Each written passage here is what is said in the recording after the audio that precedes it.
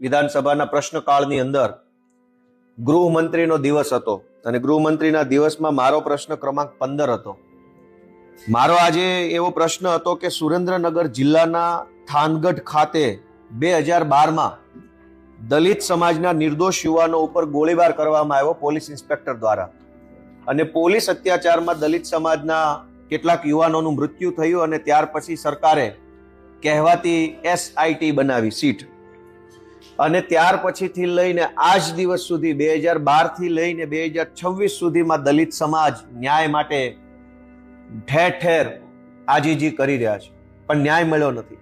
આજે મેં પ્રશ્ન પૂછ્યો કે 2012માં દલિત સમાજ ઉપર જે થાનગઢમાં ફાયરિંગ થયું એમાં તપાસ સમિતિ બનાવી હતી, એનો અહેવાલ 2013માં આવ્યો, તો એ અહેવાલમાં સમિતિએ સરકારને જે કાંઈ પગલાં લેવાનું સૂચન કર્યું એ પગલાં સરકારે લીધા કે નહીં એવું મેં આજે પૂછ્યું. કેમ કે રિપોર્ટ તો 1 વર્ષમાં આવ્યો, તો રિપોર્ટમાં એવું લખ્યું પણ હશે સમિતિએ કે કયા અધિકારીનો શું દોષ છે, કોણે કેટલું ખોટું કર્યું, કોના ઉપર શું પગલાં લેવા જોઈએ, બધા જ સૂચનો, ભલામણો, અંગ્રેજીમાં રિકમેન્ડેશન, એ તપાસ સમિતિએ સરકારને 2013માં કરી, તારીખ 1/5/2013ના રોજ. પછી એ સમિતિએ જે ભલામણ કરી એ ભલામણ આધારે સરકારે શું પગલાં લીધા એવું જ્યારે મેં આજે પૂછ્યું, તો ગુજરાતના બહુ મોટા બોલકા ગૃહમંત્રીએ મને લેખિતમાં જવાબ આપ્યો કે સદરહુ તપાસ અહેવાલ સરકારની વિચારણા હેઠળ છે. એટલે 2013 થી લઈને 26 સુધી હજુ તો આ લોકો વિચારે જ છે. યા તો આની વિચાર શક્તિ ટૂંકી હશે, નહીં વિચારી શકતા હોય, મગજ ઓછું કામ આપતું હશે, તો જ આટલા વર્ષ લાગે ને. AI નો જમાનો આવ્યો, 3 સેકન્ડની અંદર કરોડો રૂપિયાનો હિસાબ કિતાબ AI આપણને કરી આપે છે, અને આ લોકો 13-15 વર્ષથી હજુ તો વિચારણા કરે છે કે આ અહેવાલ જે દલિત સમાજ ઉપર જે અત્યાચાર થાનગઢમાં થયો એના અહેવાલ ઉપર શું પગલાં લેવા એનો વિચાર. એટલે મને એવું લાગે છે કે આમનું નાનું મગજ કામ ઓછું કરતું હશે એટલે જલ્દી વિચારી નથી શકતા. મારો બીજો પ્રશ્ન હતો કે ગુજરાતના બહુ બોલકા અતિ બોલકા ગૃહમંત્રી એવું કહે છે કે વરઘોડા તો નીકળશે જ. આપણને એમ લાગે કે આ એક જ મહાપુરુષ છે ગુજરાતમાં, બાકી બધાને કઈ ખબર નથી પડતી. મેં આજે વિધાનસભાની અંદર 58 નંબરના ક્રમ ઉપર મારો પ્રશ્ન પૂછ્યો કે ગુજરાતની અંદર રાજકોટ સિટી, રાજકોટ જિલ્લો અને ભાવનગર જિલ્લો, આ ત્રણેય જગ્યાએ કુલ કેટલી FIR થઈ અને એમાંથી કુલ કેટલી ઘટનામાં આરોપીનો વરઘોડો કાઢવામાં આવ્યો. તો વરઘોડા તો નીકળશે જ કહેનારા કવિશ્રીએ જવાબ આપ્યો મને કે 96,221 FIR નોંધાય આખા આ રાજકોટ અને ભાવનગરની અંદર.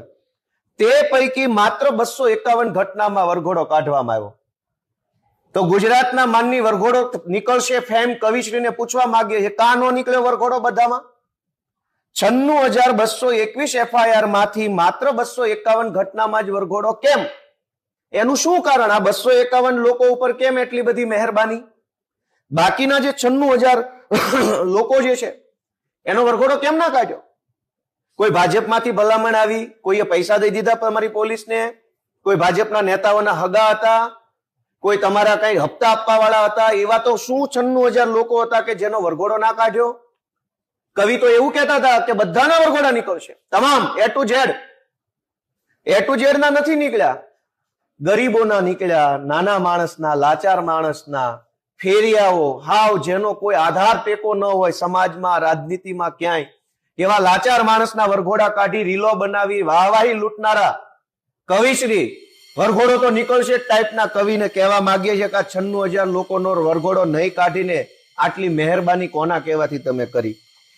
ત્યારબાદ ગુજરાતનો અત્યારે સૌથી સળગતો પ્રશ્ન છે, અને આજે બજેટ ઉપર સામાન્ય ચર્ચાનો પહેલો દિવસ છે, અને એ ચર્ચાની અંદર પણ મેં ગોતી કાઢ્યું છે કે આ રાજ્યની અંદર પોલીસ ભાડે મળે છે.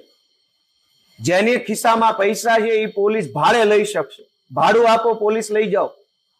દુનિયાના ઇતિહાસમાં મેં ક્યારેય નથી સાંભળ્યું કે સરકારી માણા ભાડે મળે, પણ ગુજરાતમાં મળે છે. મેં પણ પોલીસમાં નોકરી કરી છે. અહીંયા આજે મને કહેતા બહુ દુઃખ થાય છે, એનું કાયદામાં શબ્દ આપ્યો છે ઓન પેમેન્ટ બંદોબસ્ત. પૈસા આપો ને બંદોબસ્ત લઈ જાઓ. હવે મારે કોઈ રાકેશભાઈ ઉપર દુશ્મની છે, રાકેશભાઈને બે ધોકા મારવા માટે બંદોબસ્ત જોઈએ, તો મને ઓન પેમેન્ટ બંદોબસ્ત આપશે? નહીં આપે. ગુજરાતમાં વીજળી કંપનીઓ અલગ અલગ અનેક કંપનીઓએ કચ્છની અંદર પોતાના સોલાર પ્લાન્ટ લગાવ્યા છે. એ સોલાર પ્લાન્ટમાં જે વીજળી પેદા થાય છે એ વીજળી ગુજરાતના અને દેશના અલગ અલગ વિસ્તારોમાં લઈ જવા માટે ગરીબ ખેડૂતોના ખેતરમાંથી મફતમાં વીજળીની લાઈન કાઢવી છે, કોઈ વળતર દીધા વગર. કરોડો રૂપિયાની જમીનને કોડીનું વળતર, 10 લાખ રૂપિયા વીઘો વાળી જમીન હોય એને વળતર આપે છે 20,000. એટલે ખેડૂતો વાંધો નોંધાવે છે કે મારા ખેતરમાં હું વીજળીનો થાંભલો નહીં નાખવા દઉં. હજારો ખેડૂતો પોતાના ખેતરમાં વીજળીનો થાંભલો નાખવા માટે વિરોધ કરે છે. વિરોધનો એક જ વાંધો છે કે જે વીજળી કંપની આ થાંભલા નાખે છે એ કંપની તો વર્ષો સુધી કરોડો રૂપિયા કમાશે, પણ થાંભલો જેના ખેતરમાં છે એ ખેડૂતને વળતર કેમ નહીં? એટલે ખેડૂતો જયારે વાંધો લઈ રહ્યા છે ત્યારે કંપનીઓ અને સરકાર શું કરે છે કે કંપની સરકાર પાસેથી પોલીસ ભાડે માંગે છે કે અમારે જબરજસ્તીથી, દાદાગીરીથી, ગુંડાગીરી કરીને ખેતરમાં થાંભલો નાખવો છે તો તમારી પોલીસ અમને ભાડે આપો. સરકારે કચ્છ જિલ્લામાં માત્ર છેલ્લા 2 વર્ષમાં, તમને આશ્ચર્ય થશે, કચ્છ જિલ્લાની અંદર માત્ર છેલ્લા 2 વર્ષમાં ઓછામાં ઓછા 12 કરોડ રૂપિયા લઈને પોલીસ ભાડે આપી છે. 12 કરોડ રૂપિયા કંપની પાસેથી સરકારે લીધા, પોલીસ ભાડે આપી. એ પોલીસે સામાન્ય ખેડૂતો પર દમન કર્યું, દાદાગીરી કર્યું અને જબરજસ્તીથી કંપનીઓની લાઈનો ખેડૂતના ખેતરમાં નખાવવામાં આવી. દેવભૂમિ દ્વારકા અને કચ્છ આ બંનેની અંદર મળીને સરકારે માત્ર છેલ્લા 2 વર્ષમાં 13 કરોડ રૂપિયાની પોલીસ ભાડે આપી. એનો અર્થ એ થઈ ગયો કે ગોપાલભાઈ સરકારને પૈસા આપશે તો સરકાર ગોપાલભાઈને 1-2 આઈપીએસ ને 4-5 પીએસઆઈ ને એક સરકારી ગાડી આપશે, લઈને ફરો જાઓ. જેના ખિસ્સામાં પૈસા એને પોલીસ ભાડે આપવાની. આ તો દાદાગીરી કહેવાય, આ તો અન્યાય કહેવાય. પોલીસ લોકો માટે છે કે કંપનીઓ માટે છે? 13 કરોડ જેટલા રૂપિયા લઈ અને સરકારે પોલીસ ભાડે આપવાનું જે કામ કર્યું છે એ આજે આ વિધાનસભાની અંદર જે જવાબ રજૂ કર્યો સરકારે એમાંથી સાબિત થયું છે. આ સિવાય સરકારે જે દિવસે બજેટ રજૂ થયું એ દિવસે અમને બધાને એક પત્રક આપ્યું હતું.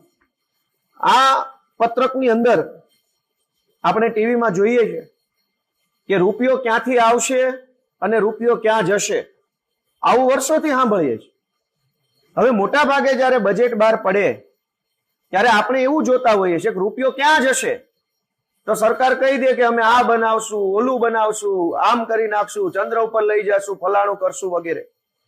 એટલે રૂપિયો ક્યાં જશે એના ભાષણો તો સરકાર ને ભાજપના માણસો ખૂબ કરે છે, પણ રૂપિયો ક્યાંથી આવશે એનો અભ્યાસ મેં આજે કર્યો. સરકારે અમને જે આવકની એક પુસ્તિકા આપી છે, અંગ્રેજીમાં કોન્સોલિડેટેડ રેવન્યુ રિસિપ્ટ એવા નામનું એક પુસ્તક છે. આ પુસ્તકની અંદરથી એક બહુ રસપ્રદ બાબત મને જાણવા મળી છે, જે એવી છે કે આ સરકાર પાણી વેચે છે. ખેડૂતોના, ગુજરાતની આમ જનતાના લોહી પરસેવાના ટેક્સથી બનેલા ડેમમાં ઈશ્વરે જે અમૃત મોકલ્યું છે એ સરકાર બેફામ વેચી નાખે છે. અને એનો હિસાબ કોન્સોલિડેટેડ રેવન્યુ રિસિપ્ટ નામની પુસ્તકના પાના નંબર 186 થી અમને આપવામાં આવ્યો છે વિધાનસભાની અંદર. પેજ નંબર 186 માં લખ્યું છે કે હાથમતી જળાશય યોજના જે છે, હાથમતી ડેમ, એમાંથી સરકારને આવક થઈ છે. રિસિપ્ટ, સરકારના પૈસા ક્યાંથી આવશે એનો હિસાબની પુસ્તિકામાં લખ્યું છે કે હાથમતી સિંચાઈ યોજનામાંથી સિંચાઈનું પાણી આપવા બદલ 52 લાખ રૂપિયાની સરકારને આવક થશે ભવિષ્યમાં, આ 2026-27માં. અને અન્ય હેતુના પાણી વેચાણ માટે થઈને 1,70,00,000 આવશે. આ અન્ય હેતુ કેવો આવે? યા તો પાણી પીવા અને ઘર વપરાશમાં હોય, યા તો પાણી ખેતરોને પીવડાવવા માટે હોય. ત્રીજું શું હોય?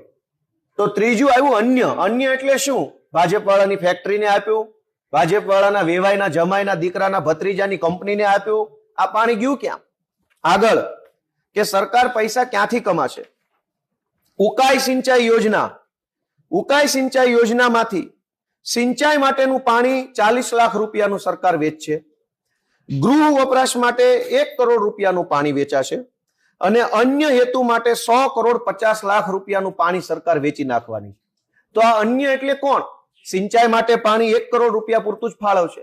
તો અવડો મોટો ઉકાઈ ડેમ જે બન્યો છે એમાંથી સિંચાઈનું પાણી માત્ર 1 કરોડ રૂપિયાનું મળવાનું છે. 100 કરોડ રૂપિયા અન્ય હેતુ માટે પાણી વપરાવાનું છે. ત્યારબાદ મહી જમણા કાંઠાની નહેર, મહી યોજના છે, એમાં સિંચાઈ માટે 41 લાખ રૂપિયાનું પાણી સરકાર વેચશે.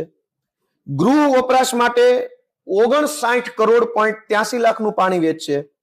અને અન્ય હેતુ ભાજપના વેવાઈના જમાઈના દીકરાની ફેક્ટરી માટે થઈ 193.92 કરોડ રૂપિયાનું પાણી વેચી નાખવામાં આવશે. એટલે કે ખેડૂતોને 41 લાખનું પાણી મળશે, કંપનીઓને 193 કરોડ રૂપિયા સુધીની રકમનું પાણી વેચી નાખવામાં આવશે. કાકરાપાર આડબંધ નહેર યોજનામાં સિંચાઈ માટે 4 કરોડ રૂપિયાનું પાણી મળશે. ગૃહ વપરાશ માટે 400 કરોડનું પાણી. પણ અન્ય હેતુ ભાજપ વાળાના જમાઈની ફેક્ટરીઓમાં 998 કરોડ રૂપિયાનું પાણી સરકાર વેચવાની છે. આ રીતે કડાણા યોજના, કડાણામાં સિંચાઈ માટે 15 લાખ રૂપિયાનું પાણી મળશે. પણ અન્ય એટલે કે ભાજપના હેતુ માટે 3 કરોડ રૂપિયાનું પાણી સરકાર વેચવાની છે. અન્ય નાની નાની જે કઈ યોજનાઓ હોય છે, જે મોટી યોજના નથી, નાના ડેમ હોય છે, જે સરકારના ચોપડે લાંબુ લિસ્ટ છે, એ તમામ નાના ડેમમાંથી સિંચાઈ માટે 2 કરોડ 71 લાખ રૂપિયાનું પાણી મળશે. જ્યારે અન્ય એટલે કે ભાજપના જમાઈની ફેક્ટરી માટે 155 કરોડ રૂપિયાનું પાણી સરકાર આપશે. આખા ગુજરાતના ડેમો જે છે એનું પાણી ભાજપ વાળા નેતાઓના, ઓળખીતાઓના, હગાઓના ફેક્ટરીઓની અંદર સરકાર કરોડોમાં વેચી મારે છે. એ લેખિતમાં અમને ગૃહની અંદર નાણામંત્રીએ જે દિવસે બજેટ રજૂ થયું તે દિવસે આ ચોપડી આપેલી છે. ચોપડી બહુ મોટી છે, મેં એના કેટલાક પાનાઓ પ્રિન્ટ કરી લીધા છે.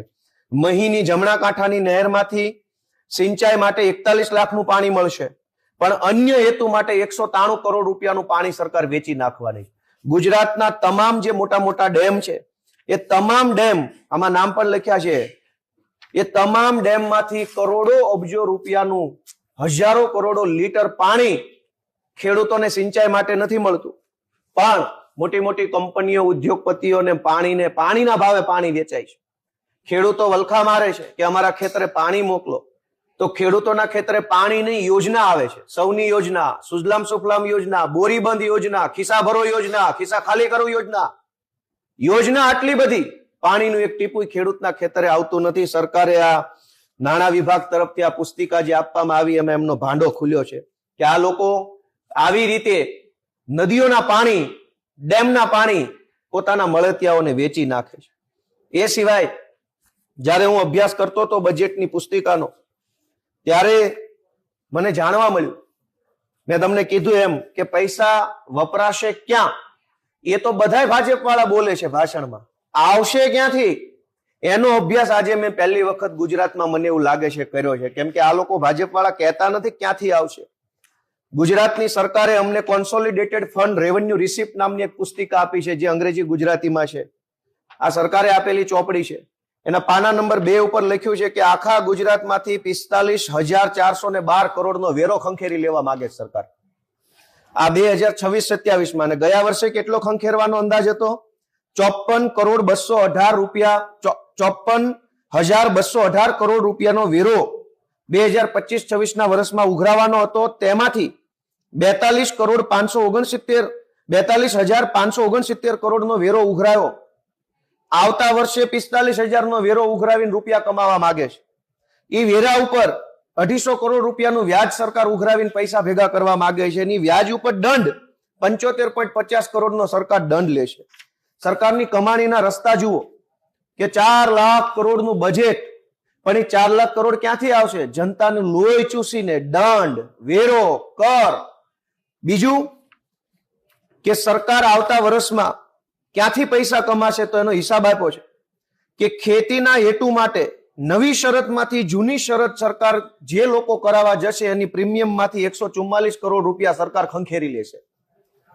જે લોકો જમીન વેચવા જશે અને જમીન વેચવા માટે નવી શરતમાંથી જૂની શરત કરાવશે તો પ્રીમિયમમાંથી 2,000 કરોડ રૂપિયા સરકાર ખંખેરી લે.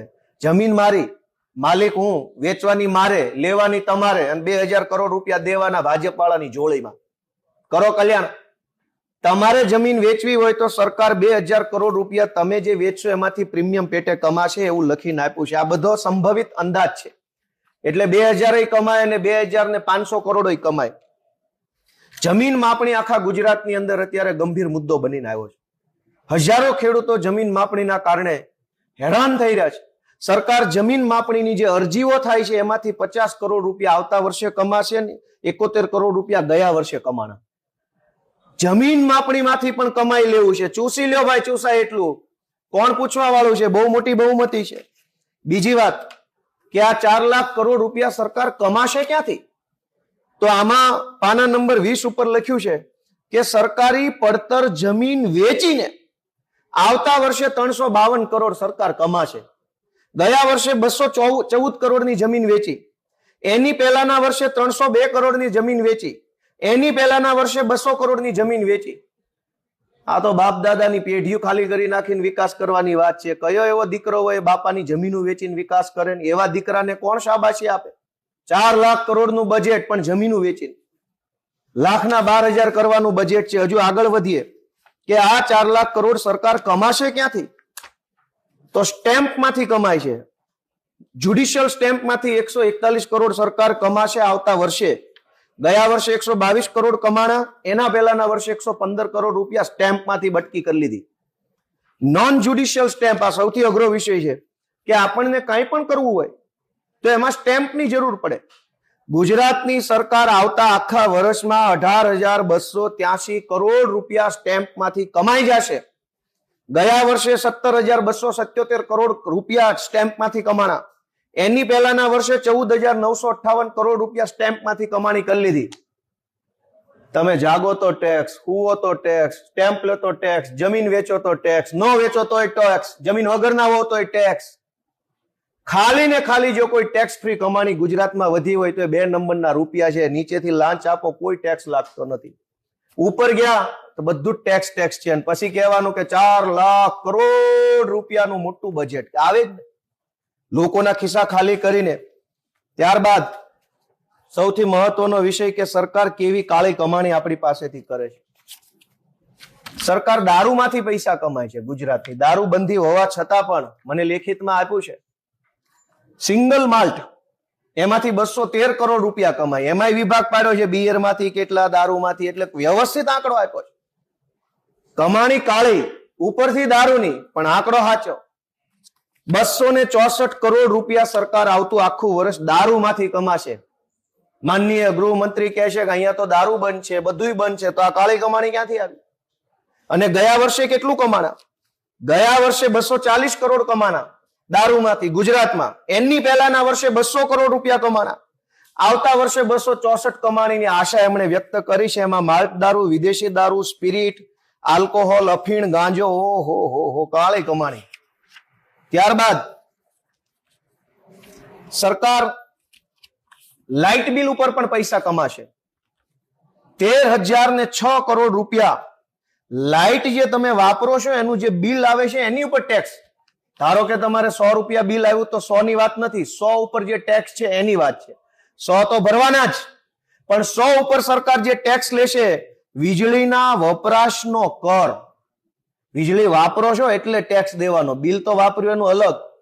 એમાંથી સરકાર 13,006 કરોડ રૂપિયા કમાવાની છે અને એવી રીતે 4 લાખ કરોડનું બજેટ થવાનું છે. હજુ પણ ઘણી આશ્ચર્યજનક વિગતો આ બજેટમાં છે કે સરકાર સમાજ કલ્યાણની વાતો કરે છે. પાના નંબર 64 હું વાંચું છું.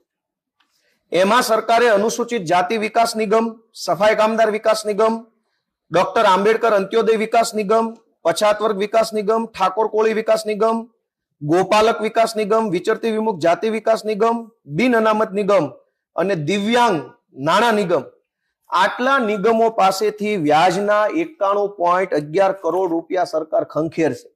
એક બાજુ ગરીબોનો વિકાસ કરવાની વાત ચાલે છે કે અમે અનુસૂચિત જાતિને આપશું, ડોક્ટર આંબેડકર અંત્યોદય વિકાસ, સફાઈ કામદારોને આપશું. આપવાનું નહીં, આમાં લેવાનું લખ્યું છે.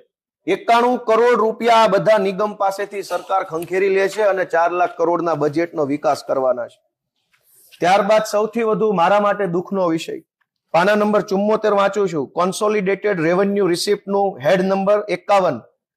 જે ગુજરાતના છોકરાઓ જીપીએસસી ની, યુપીએસસી ની કે જીએસએસડબલ્યુ ની, જીએસએસબી આ સરકારી પરીક્ષાઓ જે આપે છે એમાં જે ફોર્મ ભરે છે એ ફોર્મની જે ફી ભરે છે એમાંથી સરકાર 15 કરોડ રૂપિયા કમાશે અને એવી રીતે 4 લાખ કરોડનું બજેટ બન્યું છે. ગયા વર્ષે કેટલું કમાણા હતા? 27 કરોડ રૂપિયા. દોસ્તો, ગયા વર્ષે 27 કરોડ કમાણા, આવતા વર્ષે 15.42 કરોડ રૂપિયા તો ખાલી જે છોકરા નોકરીનું ફોર્મ ભરવા આવ્યા છે એના ગીજામાંથી કાઢ લેવાની વાત છે. આવી રીતે વિકાસ થાય? જે છોકરા પાસે નોકરી નથી, ફોર્મ ભરવા આવ્યો છે કે મારે મામલતદાર બનવું, પીએસઆઈ બનવું, ફોર્મ ભરવામાં સરકાર 15 લાખ રૂપિયા બટકાવી લેવાની તૈયારી કરી લીધી છે. હવે તમે નોકરી દેવાની વાત ઘરે ગઈ, લેવા પહેલા 15 કરોડ વિચારી લીધો. ત્યારબાદ સૌથી મોટી વાત કે આવતા વર્ષે મેં તમને હમણાં જ આંકડો આપ્યો કે પોલીસ ભાડે આપી અને પોલીસ ભાડે આપીને ખાલી કચ્છ અને ખાલી દ્વારકા આ 2 જિલ્લામાં સરકારે 13 કરોડની પોલીસ ભાડે આપી. પહેલાના જમાનામાં પોલીસ ખાતાનું બેન્ડ જ ભાડે મળતું. ગમે ત્યાં લગ્ન પ્રસંગ હોય તો પોલીસ બેન્ડને પૈસા ભરો તો વગાડવા આવતા પોલીસના યુનિફોર્મમાં. બીજું કઈ ભાડે મળતું નહીં. હજુ તો પોલીસ ભાડે આપવાનું ચાલુ કર્યું છે. આને આ અને આવા નવા ગૃહમંત્રી રહેશે તો મને એવું લાગે છે કે પીએસઆઈ ને ગામના લગ્નમાં નાચવાય મોકલશે. 2000 રૂપિયા ભાડું લઈને પીએસઆઈ નચાવો હોય તો 2000, એસપી નચાવો હોય તો 10,000. આ ધંધા કરવાના ગુજરાતમાં પોલીસ ભાડે આપવાની. કાલ ગોપાલભાઈ જેવો કોઈ માણસ આવે મગજ છટકેલું હોય કે મારે એસપી ભાડે લાવવો છે, લગ્નમાં નચાવો છે મારા દીકરાના, યુનિફોર્મ પહેરીને 4 એસપી મોકલો, તરત હર્ષ સંઘવી કહેશે કે 1.5 કરોડ રૂપિયા ડિપોઝિટ ભરો, 3 એસપી નાચવા મોકલી દો. આવું હોય?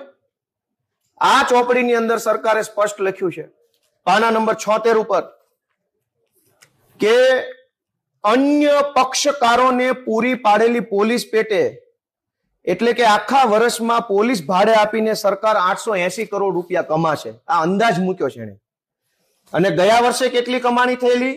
ગયા વર્ષે 800 કરોડ, એની પહેલાના વર્ષે 669 કરોડ. દર વર્ષે પોલીસ ભાડે આપીને 800 કરોડ રૂપિયાની કમાણી ભાજપની સરકાર કરી રહી છે. પછી એમ કે છે અમે 4 લાખ કરોડનું બજેટ લાવ્યા. તમે આ કોને પોલીસ ભાડે આપો છો? 880 કરોડ રૂપિયાનું પોલીસ ભાડે આપશે આવતા આખા વર્ષમાં, એમાંથી કમાણી કરશે. આ પાના નંબર 76 ઉપર લખ્યું છે. અને આવી કમાણી કરીને ગુજરાતનો વિકાસ, ગુજરાતમાં શિક્ષણની શું હાલત છે? પાના નંબર 103 એમાં સરકારે લખ્યું છે કે શિક્ષણ કર પેટે સરકાર 803 કરોડ રૂપિયા વસૂલ છે, જેમાં પ્રાથમિક શિક્ષણ કર પેટે 656 કરોડ રૂપિયા ઉઘરાવશે, માધ્યમિક શિક્ષણ પેટે 29 કરોડ રૂપિયા ઉઘરાવશે, યુનિવર્સિટી અને ઉચ્ચ શિક્ષણ પેટે 69 કરોડ રૂપિયા ઉઘરાવશે. એમ કરીને આખા વર્ષમાં શિક્ષણ આપવાના બદલે શિક્ષણના નામે 803 કરોડ રૂપિયા બટકાવશે અને કહેશે કે વિકાસ થઈ ગયો. અને છેલ્લે 1-2 વાત કે પાના નંબર 111 આરોગ્યની સેવા સરકારે પૂરી પાડી છે એ બદલ દર્દીઓ પાસેથી 1045 કરોડ રૂપિયા સરકાર વસૂલ કરશે. ગયા વર્ષે 950 કરોડ વસૂલ કર્યા, એની પહેલા 302 કરોડ વસૂલ કર્યા. આવતા વર્ષે 1045 કરોડ રૂપિયા આ ગુજરાતની ભાજપની સરકાર દર્દીઓ પાસેથી આરોગ્યની સેવા પેટે ખંખેરી લેવા માંગે છે. અને છેલ્લે કે ખેડૂતોને પણ લૂંટવામાં બાકી રાખવાના નથી, કેમ કે બધાને લૂંટ્યા અને ખેડૂતને જો ભાજપ ન લૂંટે તો અન્યાય ગણાય. બિયારણ વેચાણના નામે સરકાર 11.39 કરોડ રૂપિયા લૂંટી લેશે.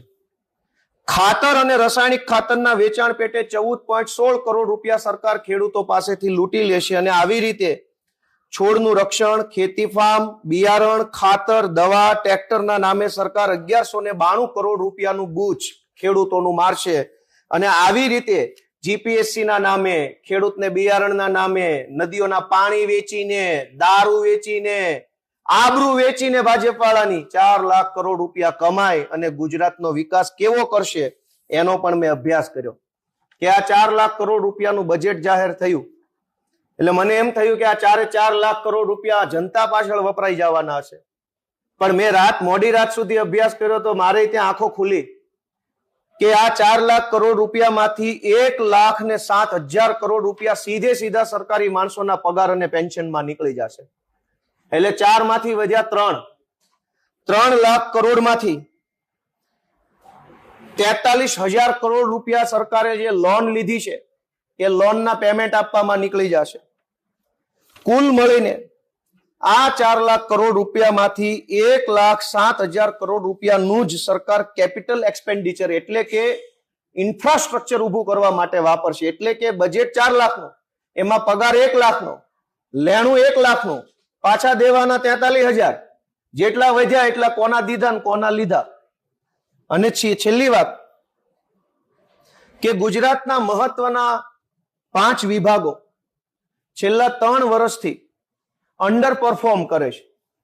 બહુ ગંભીર વિષય છે કે કૃષિ વિભાગમાં છેલ્લા 3 વર્ષમાં જે કાંઈ બજેટ ફાળવ્યું એ બજેટ 100% વપરાયું નથી. 2023-24માં 15% ઓછું બજેટ વાપરી શકાયું. સરકારે વાપરવા 100 રૂપિયા આપ્યા કૃષિ વિભાગને, પણ કૃષિ વિભાગ દર 100 એ 15 રૂપિયા ઓછા વાપરી શકે.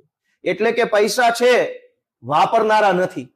કૃષિ વિભાગમાં છેલ્લા 3 વર્ષની એવરેજ જોઈએ તો 12 થી 15% માઇનસમાં વપરાશ થાય છે, ઓછો વપરાશ થાય. પૈસા છે, વાપરાતા નથી.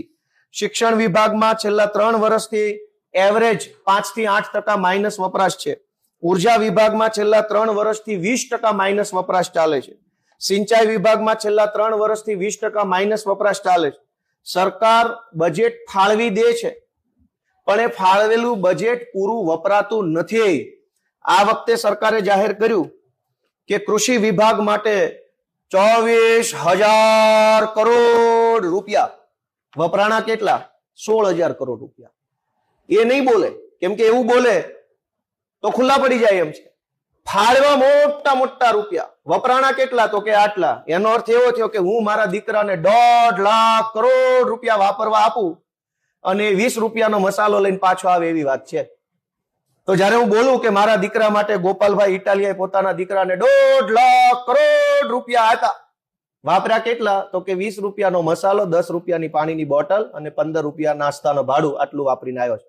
તો શું મતલબ છે મોટી મોટી જાહેરાતોનો? દરેક વિભાગની એટલી ખરાબ હાલત છે કે આ દરેક વિભાગ પાછળ કરોડો રૂપિયા ફાળવવામાં આવે છે, વપરાતા નથી. શું કામ નથી વપરાતા? તો કે સરકાર પાસે સ્ટાફ જ નથી. સરકારે ખેડૂતો માટે જે પૈસા નાખ્યા બજેટમાં, એ પૈસા કોણ વાપરશે?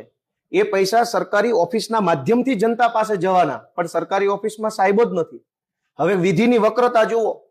અને ભાજપ વાળાનું નાનું મગજ એમ કામ કરતું બંધ થઈ ગયું છે, કેમ કે 13-14 વર્ષથી થાનગઢના રિપોર્ટ ઉપર હજુ વિચારણા હાલે છે.